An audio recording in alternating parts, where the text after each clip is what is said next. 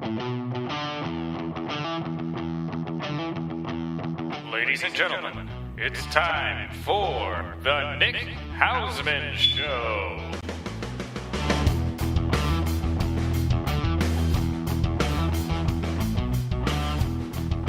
Welcome back to another episode of the Nick Hausman Show. I am your host, Nick Hausman, and this is my show. And for the next 60 minutes or so, you're going to be in for the ride of a lifetime. I'm going to start the show off here by talking a little bit about what's on my mind. Just, everyday type stuff. Maybe not so everyday type stuff. My everyday type stuff. Your everyday type stuff. Whatever's on my mind, I'm going to talk about all the stuff we've been doing on Twitter, on Facebook, and then I'm going to hop over to an interview that I just did with a good friend of mine, a very interesting cat. His name is Jesse Anderson. Now, you may better know Jesse from Resistance Pro as Colonel Jesse Corgan. That's because Jesse is Billy Corgan's younger brother from the Smashing Pumpkins. Go figure, right? And now he is a big-time bad guy in Billy's pro wrestling company, Resistance Pro. We'll get to more of Jesse's accolades here in a little bit, because he is more than just the brother of Billy Corgan. He has done a lot on his own, and we talk a lot just about the hurdles in his life that he's overcome, and just getting to the point that he is here in his life. So, anyway, enough of that intro babbling stuff. Let's do some plugs real fast. If you want to follow the show, go to facebook.com/Nick Hausman Show, or go to Twitter at Nick Hausman Show, or just find us on YouTube, The Nick Hausman Show. Whatever you want to do. Interact with me there. I've done a lot of interacting over the past week or so with everybody out there. It's been a lot of fun. We're going to keep it up. We're going to keep it rolling along. Hopefully here soon. I actually purchased the NickHausmanShow.com. I'm trying to figure out how to get it all set up, make it nice and neat, so I can actually put the podcast out there. But, yeah, it's looking good. It's looking like we're going to be not just putting podcasts up on YouTube by episode 5. This one might just be a YouTube episode, but they're still good, they're still great, and once I get the podcasting system all organized, you guys are going to be able to find all these episodes you've already done, all 4 episodes, easy to download, easy to put on your phone. It's going to be great. We're moving one step at a time. But enough of that stuff. What's on my mind? I got a few minutes here to talk about whatever I want. Well, I want to talk about customer service. That's where I want to start. I have worked in a few different jobs in the past few years. A lot of them inside sales jobs. And for those of you that don't know what inside sales is where you're calling people over the phone and trying to sell. You're not in person. If you're in person selling to people, that's called outside sales, because you're outside the office. Me, I was selling from the inside of the office. I've done inside sales for Grubhub, Ella's Bubbles, where I sold walk-in bathtubs. Did a little training for RJR Tobacco. It's just my life. I'm a sales guy, okay? Now, one of the things that I appreciate so much about a good salesman, inside salesman on the phone, and not just inside salesman, customer service representatives over the phone, is just the ability to not overcomplicate things, get done what you need to get done, and move on. You're doing a phone transaction. If you carry these things on too long, people, they tune out, they get bored, they don't want to have anything to do with it. Now, I needed to get internet. I was borrowing internet from my neighbor. For everyone out there, I'm sure there's tons of people out there. Live by yourself. You don't want to pay the full price of the internet, because that's fucking stupid. Internet's expensive as shit these days. But if you've got a good neighbor who's already got the internet, you say it nicely to them. Leave a little note under their door. Say, hey, I bet you've got internet, buddy. How about we splitsies on it? You save a little bit, I save a little bit. Everything's fine. It was a really good arrangement I've actually had 2 neighbors in a row where I had this arrangement with them. But recently, nobody's living on the other side of me or across the wall. I'm literally in an island. And I guess I could go upstairs and leave a note from my upstairs neighbor, but it's just so complicated at this point. Then I gotta befriend that person. That person could be a total fucking weirdo. I don't know who the fuck that is. I don't want another fucking person in my life. This person could be a weirdo. And also, I'm just getting older. It's time to man up. Time to be an adult. So I went out. I decided, Nick, it's time to get your own modem. It's time to get your own internet plan. So I went on the internet. Because I was actually, it's funny, I went on the internet via the hotspot on my cell phone, because if you've got a phone out there, a smartphone, a lot of you may not know this, you can turn your phone into a wireless hotspot. You can connect your laptop or your computer to your phone. Look it up on your phone. It's a wireless hotspot. So I was running my internet off my phone, looking for the internet, looking for where to get my internet from. judging all the options, RCN had some good deals. RCN's probably got the best deals, honestly, but they don't get service in my building. And I called into the Yahoo, whatever the fuck, the Yahoo AT&T universe. I called into that. That was going to be some expensive shit. That was going to be fucking some really, like, it was going to be like $60, $70, $80 a month. And that's too much for one guy like me. That's too much money to be spending on the internet. Because I don't want your fucking cable. I don't want your fucking cable. Cable is dead. I have an internet. I have the internet because I can find TV shows, I can find movies, I can find podcasts, I can find everything that I want to entertain myself at any point during the day on the fucking internet. Why people have cable, I don't know. I had a TV, a nice flat screen. I'm looking at it right now. It got busted out. It got a surge. A surge blew it out. Tree fell on some electrical wires behind my house. I actually, for those of you that are thinking to yourself, "Oh, Nick, you should have plugged that into a surge protector. That would have saved it." Motherfuckers, that thing was already plugged into a surge protector, all right? I'm looking at it, the surge protector right there. And the surge protector protected my laptop, thank God. But it also, the surge was so strong, it blew out my surround sound speakers. So I lost my speakers and my flat screen TV. But what I'm getting at is not, this isn't a, poor pitiful Nick, I lost all my electronics. No, that's not what I'm getting at. What I'm getting at is, you got your computer box, got your laptop, got your PC, got whatever the fuck you got. You should just go get an HDMI cord, get yourself a nice little flat screen, you plug the TV into your computer, and boom, the internet is your television, people. The internet's the TV. You don't need to pay for fucking cable. And these people, they're trying to upsell me. Oh, you sure? It's just another 20, 30 hours. I don't want it. I don't want it. Don't push it on me. I don't want your cable. I just want my fucking high-speed internet. I'm sure the people in my building right now think I'm nuts talking to myself and getting so angry about this shit. Anyway, so I call into the Yahoo, whatever, Uverse it is, and they're not, they put me on hold for a while, and I was like, I don't know, it's too long. So I hung up on them. And I look online. Thank God I did, because I came across Comcast Xfinity. I called them, and they actually, and I called them, and I looked online, and it looked kind of expensive. But I had a plan, and here's my plan. So I called into them, and I said, hey, actually I didn't say, I called into them, and they had the courtesy to say, our wait time is 20 to 25 minutes. You can either wait on this phone for 20, 25 minutes, or hang up and trust that we're going to call you back. Now, that is a big leap of faith for me, that you are going to call me back, because I do not believe that at all. I leave somebody a message. Rule of thumb in business: don't leave a message. Always call back and try to get that person on the phone then. But whatever, I leave my number, say call me back. So I'm sitting there, and then I think that's when I went into the Yahoo stuff. I was waiting on the Yahoo number, and as I'm waiting for the Yahoo guy to pick up, Comcast fucking actually calls me back. They call me back. I get this good old Southern boy on the phone. He's like, "Oh man, here's what I'm gonna do for you. Listen, you just need the internet. You need the cable, son." And I was like, "No, I don't want cable. Don't force your cable in my mouth. I don't want your cable dick in my mouth, okay?"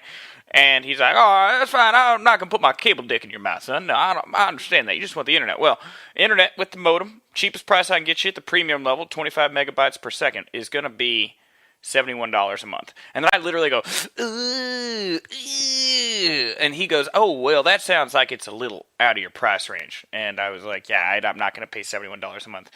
And this is where my plan came into effect, because you can order your cable through the internet, and you are confined to whatever prices they're giving you on the internet, but you get a real person on the phone. Then you say, "Do you have any specials?" It's like you're at a bar. "Do you have any specials right now on internet in my area?" And he said, "Well, let me take a look." Click, click, click, boom, boom, boom. "Well, son, it actually looks like we got a $25 special in here for the first 6 months, then it bumps up to $34.99. And I was like, holy shit, that is fucking $50 cheaper. Why the fuck did you even offer me the other package if you know that's in my neighborhood? Anyway, so I go to get the deal. I say, yes, this is what I want, absolutely. And he's like, great, let me get y'all set up. And then I get another call on my phone, and I see it's an 815 number that I don't know. And now I'm applying for jobs right now, okay? And I'm also got the Steve Harvey gig in the works, if you've been listening to the show, or it could be them. And so I'm like, oh, I've got him on the phone. I'm like, God, can you hang on to the phone for just a second? I've got a call on the other line. I'll be right back. And he's like, oh, man, take your time. So I put him on hold. I get on the other line, and I'm like, hello? And they're like, oh, this is the Lakeview Therapy Center. We're calling to see if you'd like a complimentary 25 massage consultation. And I was like, no, I'm in the middle of cable. Please don't ever call me again. You people call me all the time because they do call me all the time. Don't call me anymore. And then I hung up on them, and I switched back to the guy, the good old boy who's selling me, and he's put me on hold. Now all of a sudden I'm just hearing like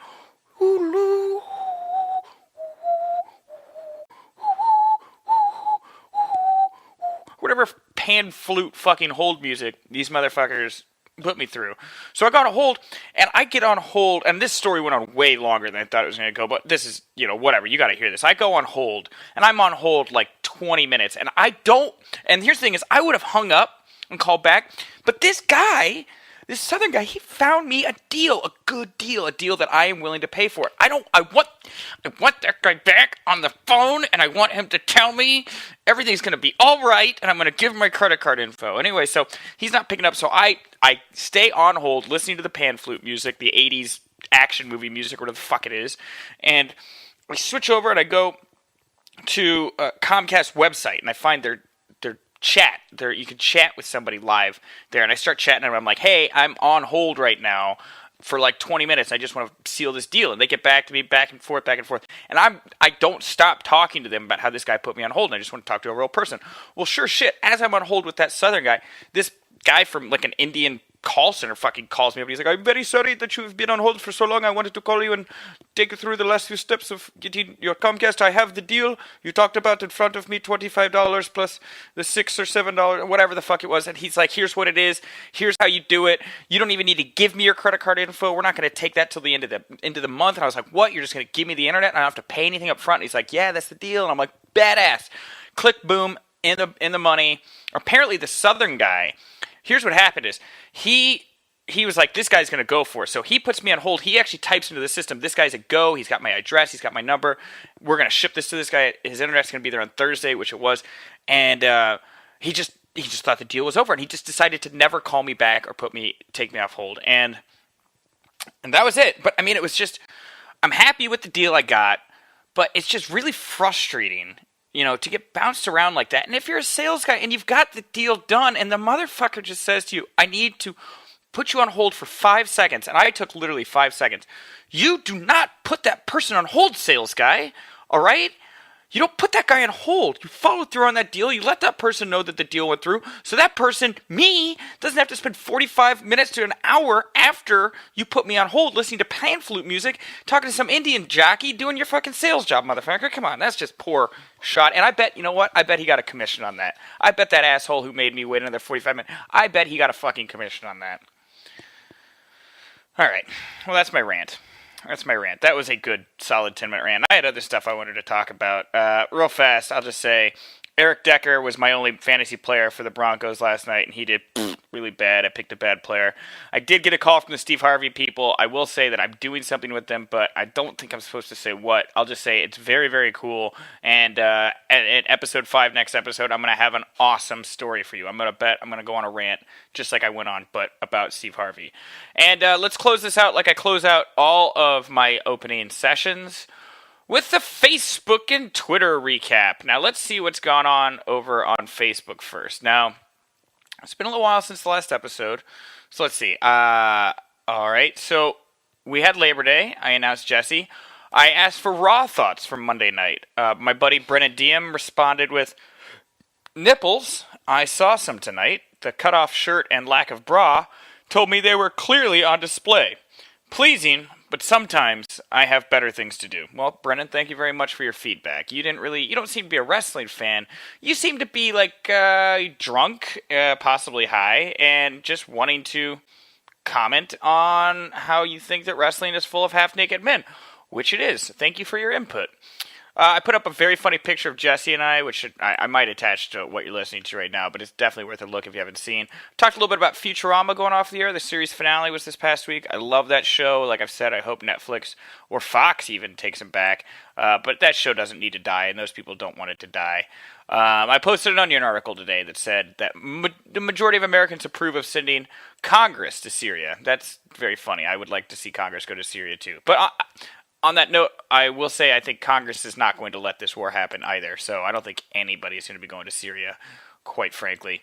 Let's pop over to the world of Twitter. Since the last time I was on, I have been talking. Let's see. Yes. Wow. I do so much on Twitter. You guys definitely need to check in on it. Well, Malcolm West, he said that he's listening to the show. Thank you so much. Sean O'Rourke, you're listening to the show. Thank you so much. Sherman Edwards and I, my guest from week one, he was on the road. He was going through a storm while we were going through a storm here in America. It's pretty fun back and forth there. The Broccoli Growers of America retweeted a tweet where I said, I am king of making food. I was making a little ground beef, broccoli, carrots, peppers, onions, some spices, a little meaty dish at home, and I hashtagged broccoli on it. So to the Broccoli Growers of America out there, rock and roll.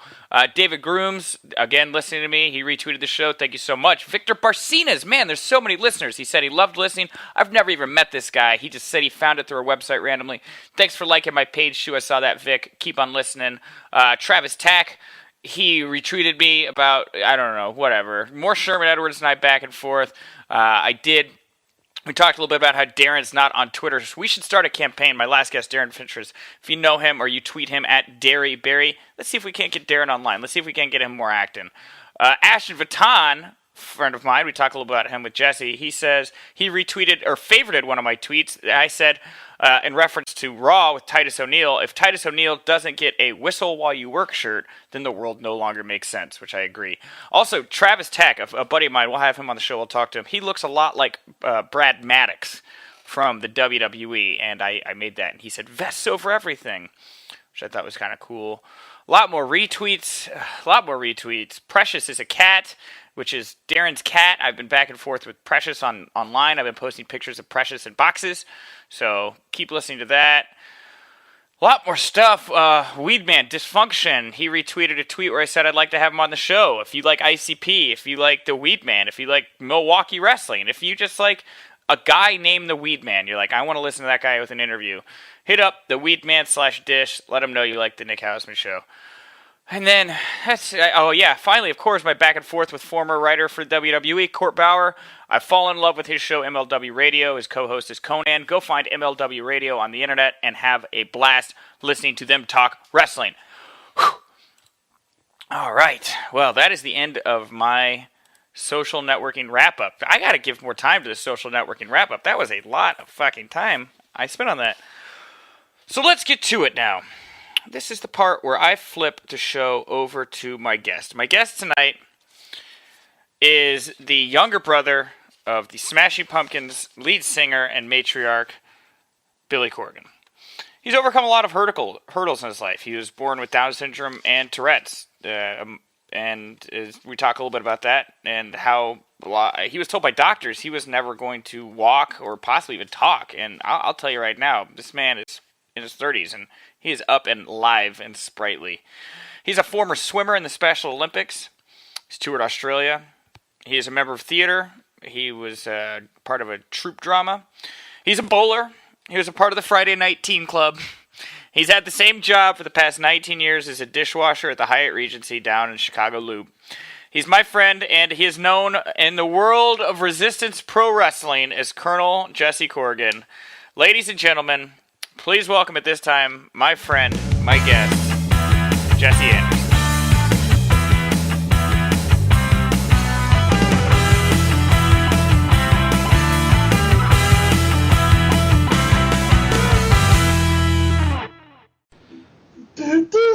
All right, Jesse, we're doing it. This is it. I see it recording.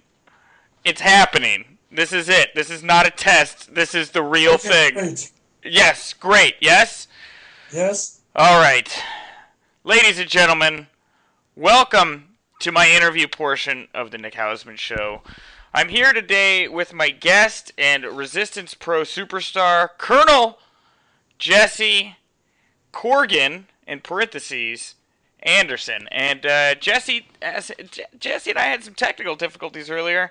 This is actually our second time through this interview now. This is we're just getting started, man. I mean, we enjoyed it. We enjoyed the interview so much the first time. We were like, hey. Now it has to be scripted. It has to be. Well, it is kind of scripted now because, I mean, we already kind of know how. And it was a really good interview the first time, so it's kind of like. It was such a good interview, and then now we're back here. How you doing? How's it been? I know you ate a hamburger in between the last take and this take. Was it a good hamburger? Yes, it was. I'm still enjoying some onion rings. You get the Burger King delivered to your house, don't you? You're nodding your head, yes. People can't actually see you nodding.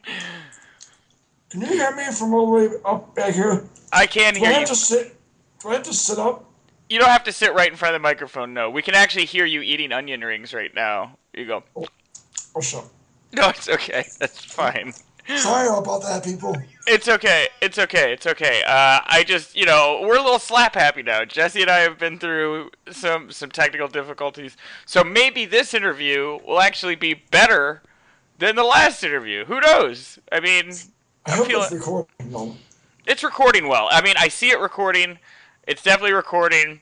It's going to record. This fucking thing's going to work, Jesse. I'm going to throw my goddamn laptop out the window. Yeah, let's get going. From the beginning. Yeah, start from the beginning, yes.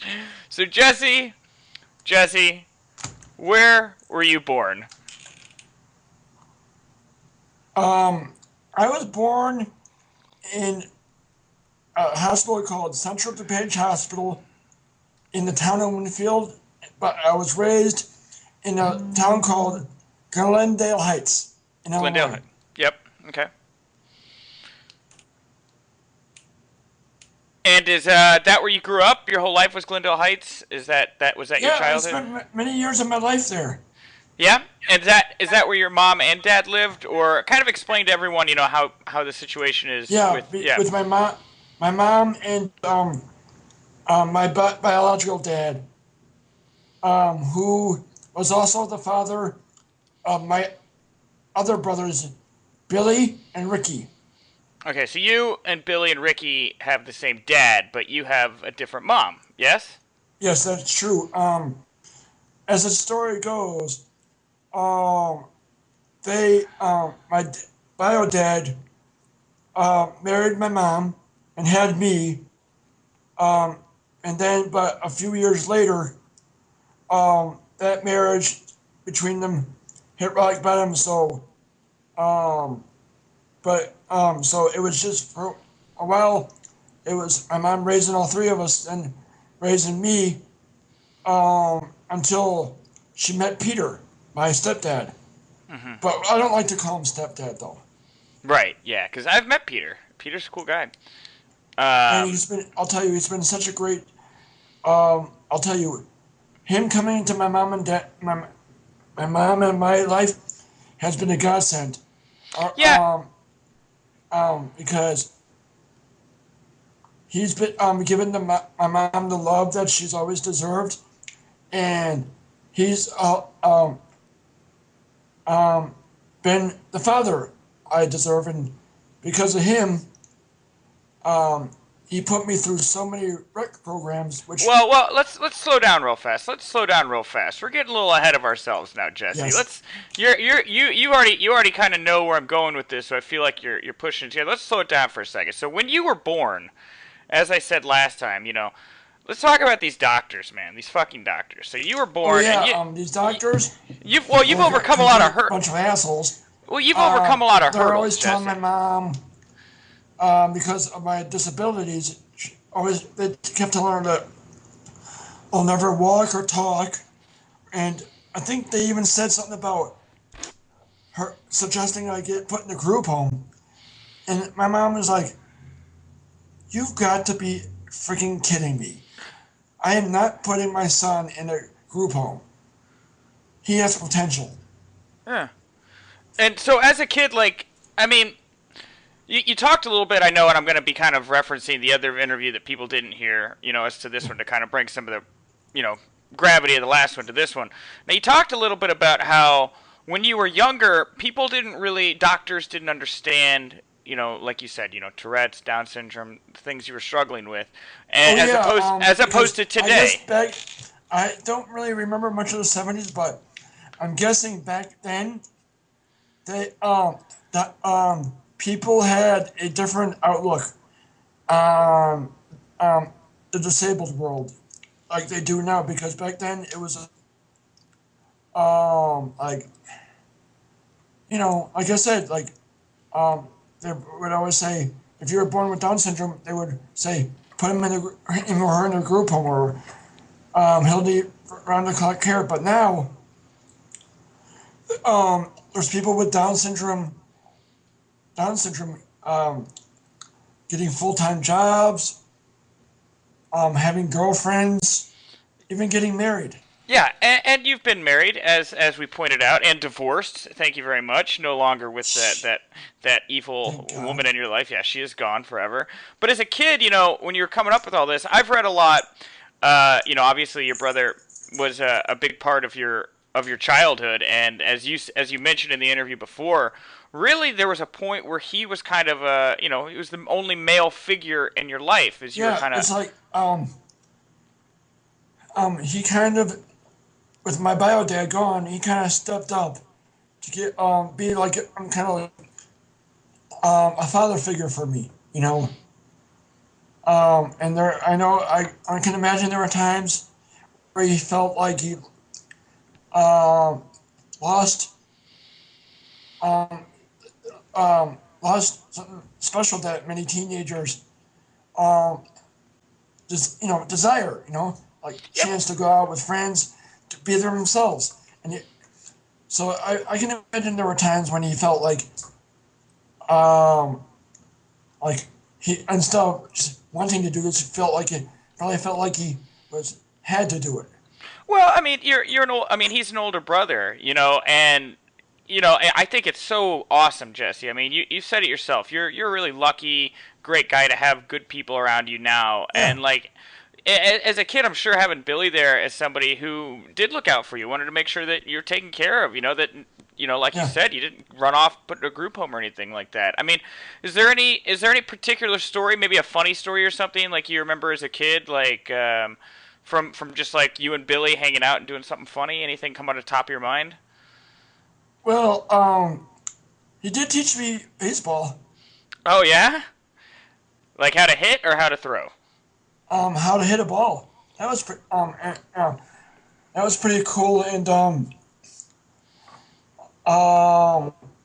which was nice. The only bad memory, but he was a big help, was as a when I was a kid, I was riding on the back of his bike with him, got my foot caught in the spokes. So Oh my God! Did you guys just eat shit then? Did you guys fall to the ground?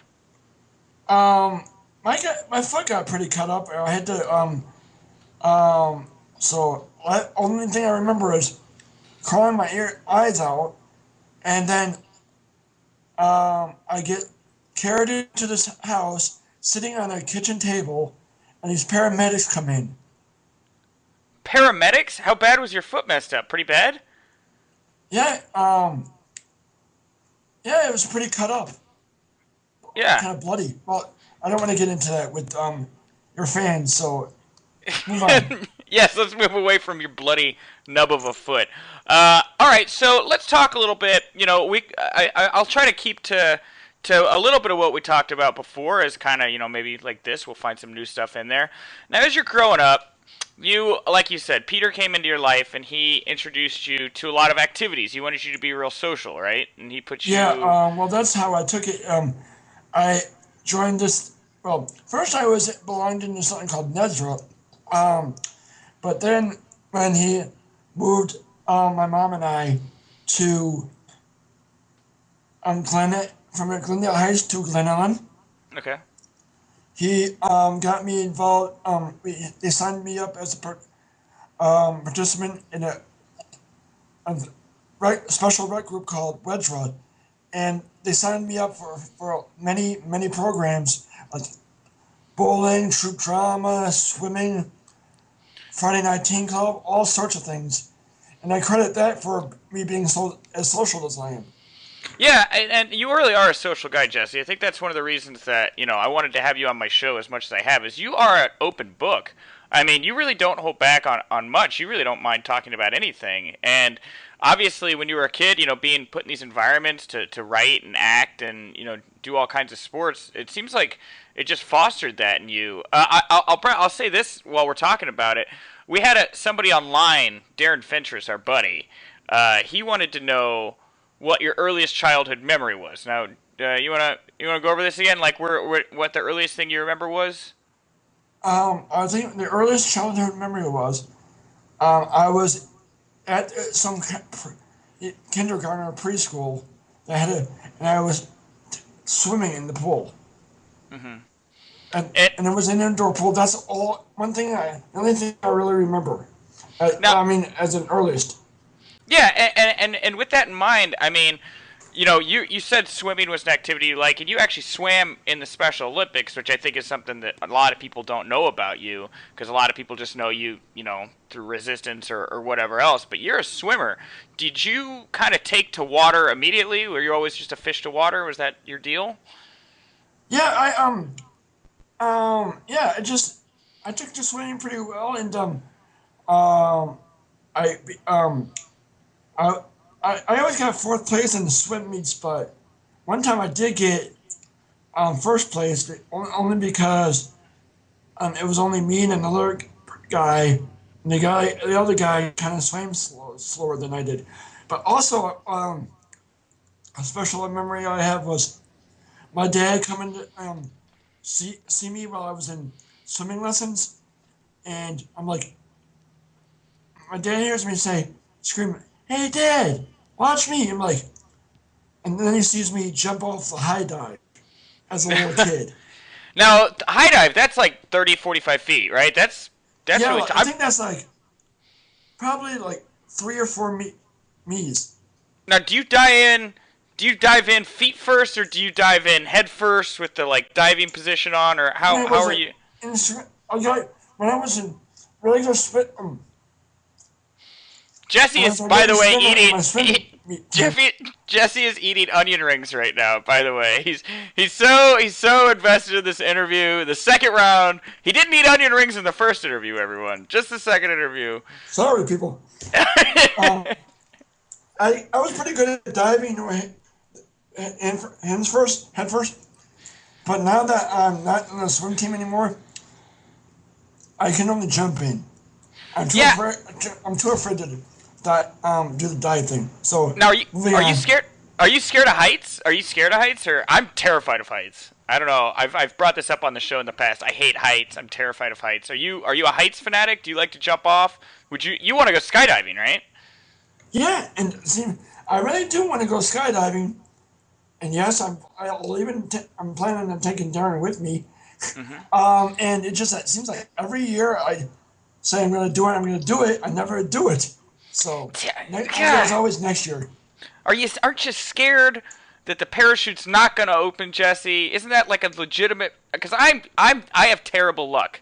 I mean, look how many times we've had to test this podcast. And I'm the guy where if I go to pull the chute, it's gonna tin cans are gonna fall out of the back of this parachute. There's not gonna be a parachute there. I don't really have a fear of it.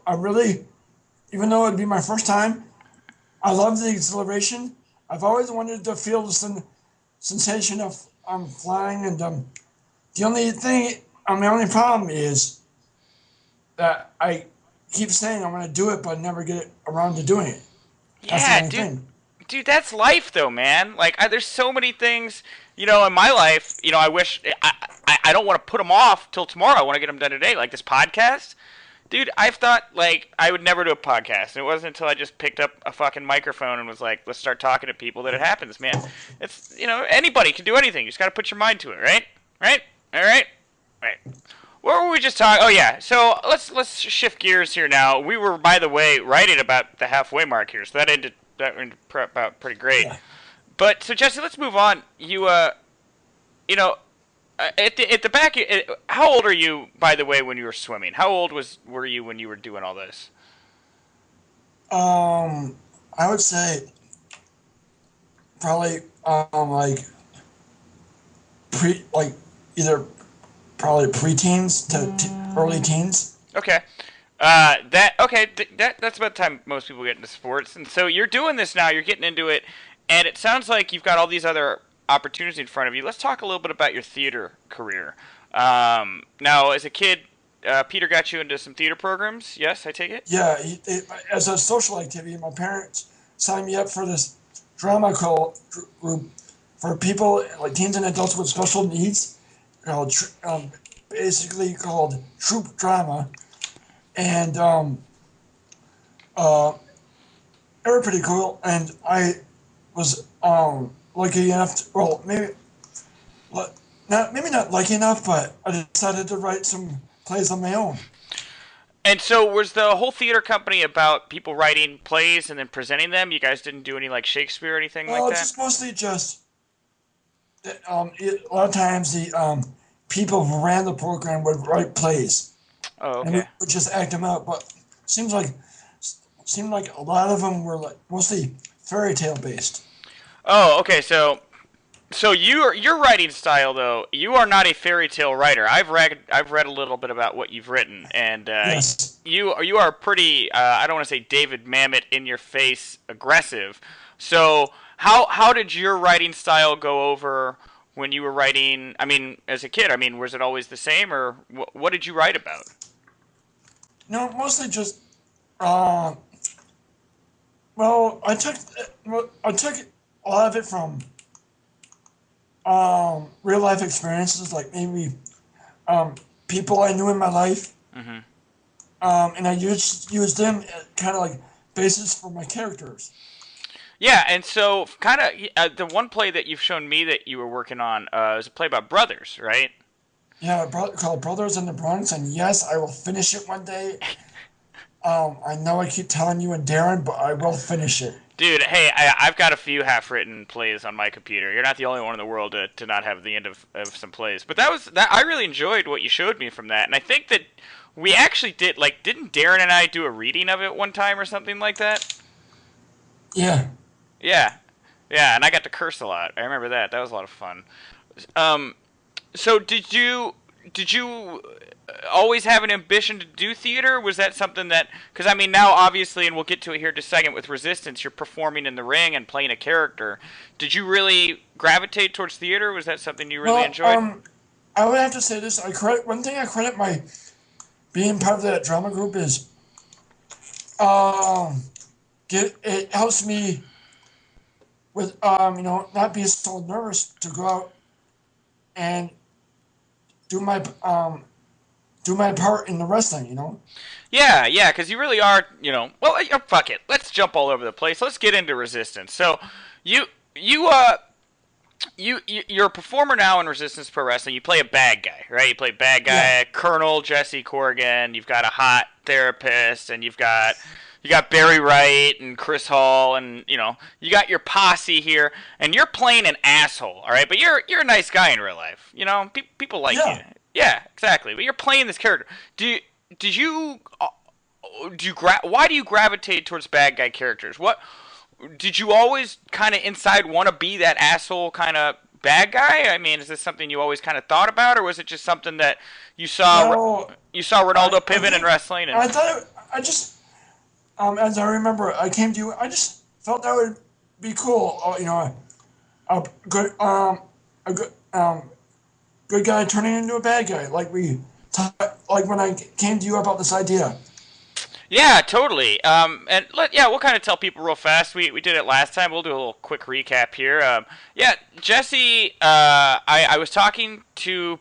Oh, well, okay. Let's start with the very very beginning. Resistance Pro is a pro wrestling company that your brother Billy is the creative director for, and I was working as an asshole manager for the Sheik. And you like the Sheik, right? You're a fan of the Sheik. Yes? Yes? Yeah.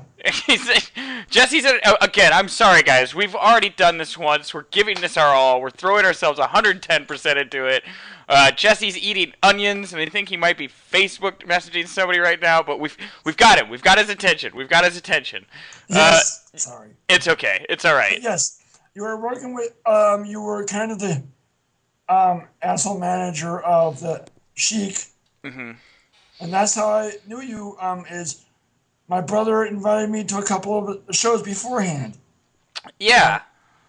And that's actually how I got to know Ego and ECW too, or ESW.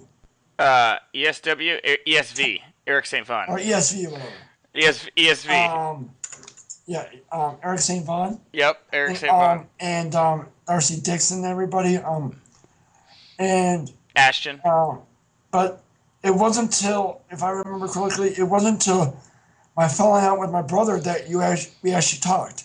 Well, yeah, your brother, when I went up to him and I said I wanted to say hi because I knew you were a fan of mine, he told me that you guys weren't talking, and, you know, I'm just a dude, you know, I've always never, you know, I don't want to get too into it, but, you know, my brother and I have never had the best relationship, and, you know, to hear him say that you guys weren't talking, you know, if the least I could do was help you guys start talking together, you know, I'm glad it all worked out. And so we all met up after Billy's release party for Oceana at, I don't remember what club that was. Was that Paris Club or Club 54 or some? Yeah, and I think what the only reason why I believe I lucked out in coming to the Paris Club that night is my favorite bar.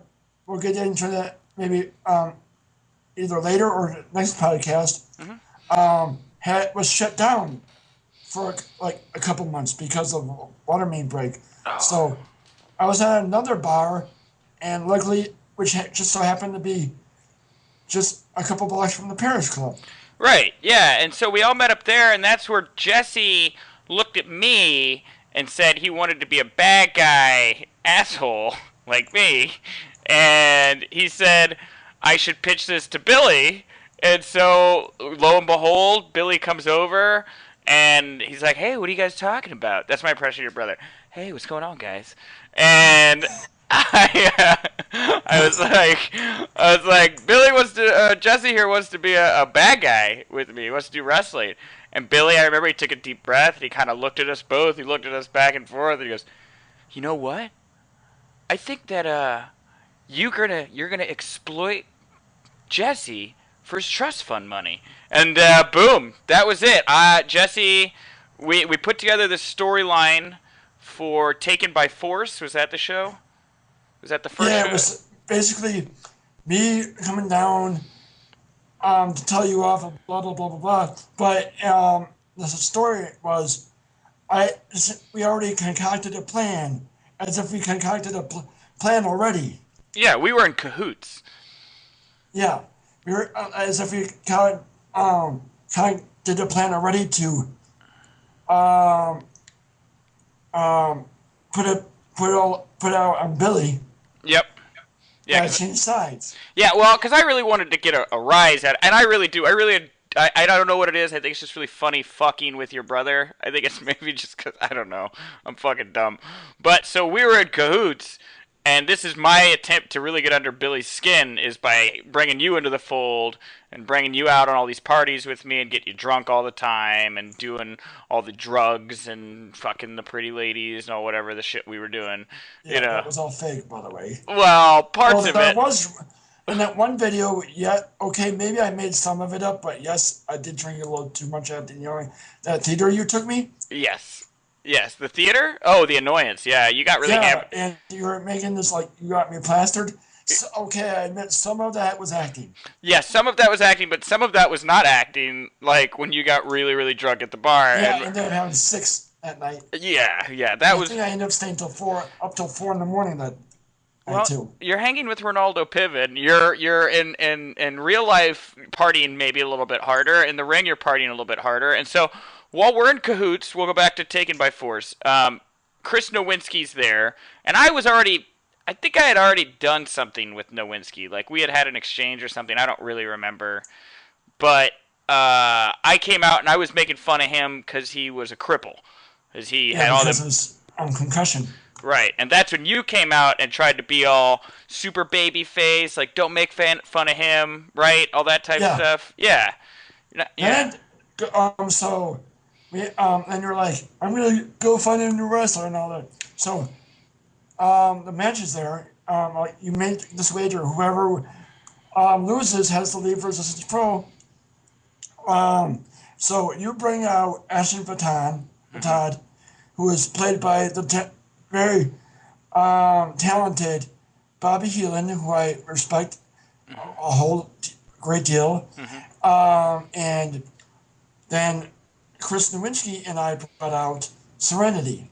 And Nowinski was like, I thought you were gonna pick a dude wrestler to fight this dude, and you picked a girl, because we're in cahoots.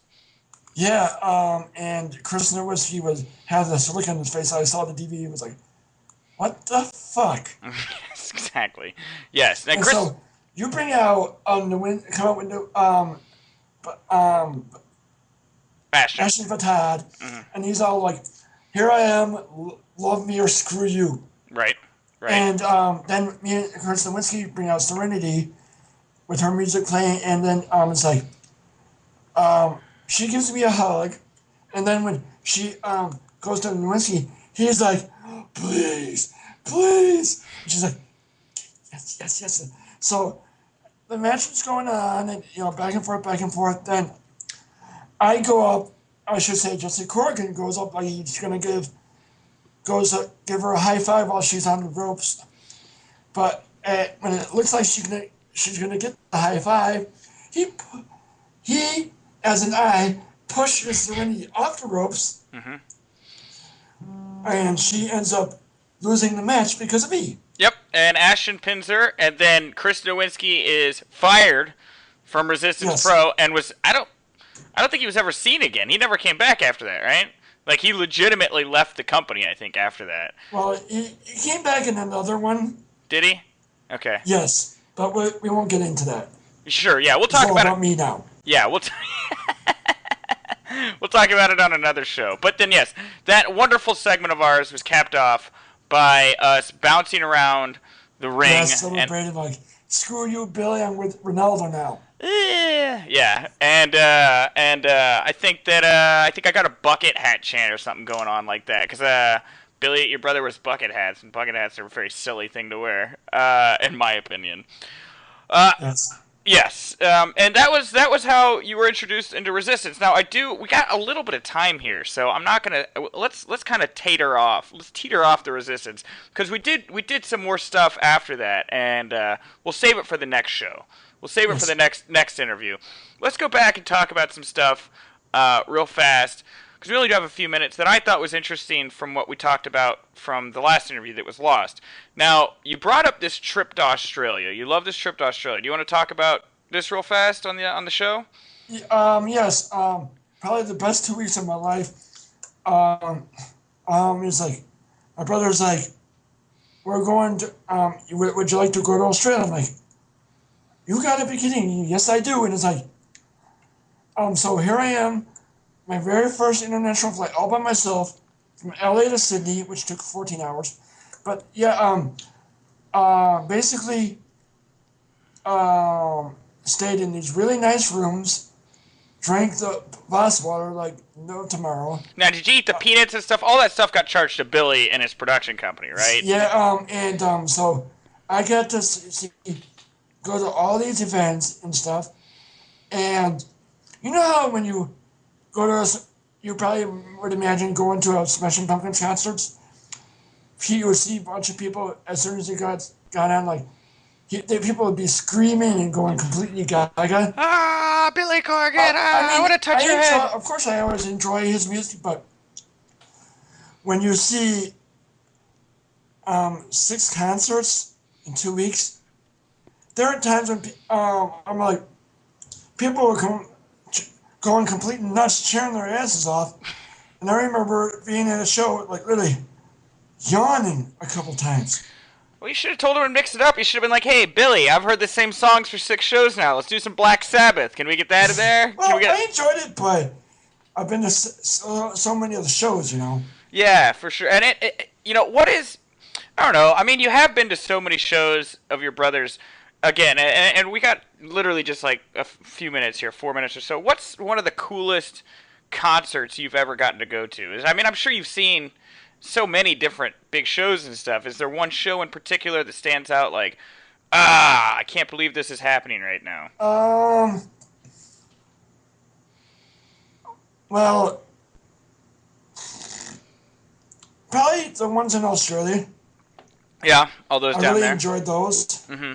because, and well, I also enjoyed the one at the Allstate Arena for the Oceania. Mm. Because I got to there's a song Oceania, which as you know has been like my top favorites. Yeah. Because seeing that live was awesome.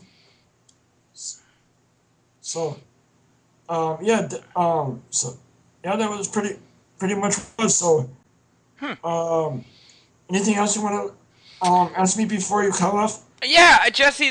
Like I said, there was one other thing we touched on in the other interview, and I want to end talking about something about you. You are like we said last time. I am very bad at keeping jobs. I go from job to job all the time. I'm never satisfied. Different sales job, different marketing job, different wrestling gig, different comedy gig, whatever the fuck it is. I bounce around. But you've kept the same job for 19 years. Am I correct? Yeah. Actually, I've worked for two hotels for this company called Hyatt Hotels and Resorts. Mm-hmm.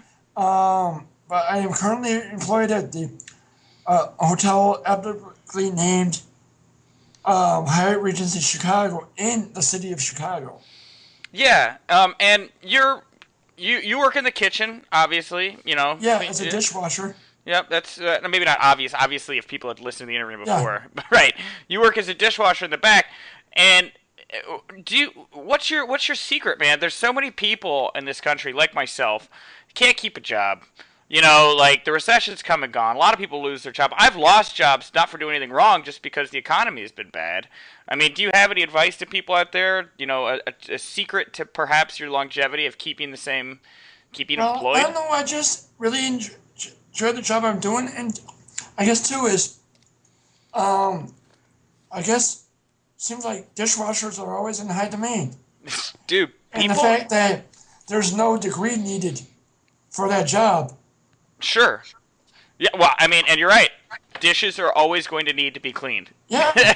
That's a job that's not going away. Maybe that's the secret. Find something that everybody needs to use every day. Yeah. That's a pretty good idea. That's pretty smart. Well, we did it, Jesse. We got through the interview. Finally. Again. We'll do a part 2 later some other time, and hopefully we'll only have to do it once. But before I let you go, let the people out there on the internet know if they want to tell you did a great job, or they like you, or they want to send you naked pictures. Where can they... What? They can either friend request me on Facebook, and instead of searching for me, they can just go to www.facebook.com/Jesse361976, or they can hit me up on Twitter at Jesse36. Jesse Corgan 36, I should say. Yep, at Jesse Corgan 36, and you're going to be at Alive today at Resistance Pro's next show today, correct? Yes. Tomorrow. Tomorrow, that's right. Well, the podcast will hopefully come out in the morning. So yes. Today. So if you guys haven't done it, go to resistancepro.com. I think tickets are already off sale, so you're gonna have to buy them at the door. But all the info's there. Go see the show. Jesse, thank you so much for your time. You have been an awesome interview. We were gonna come back. We're gonna talk about other stuff. We're gonna talk. I don't have a college degree either. We can talk about that on the next show and how fucking baller we are. Yeah, we can talk about whatever. Cool. All right, it's been a pleasure, Jesse. And right now, back to you, Nick.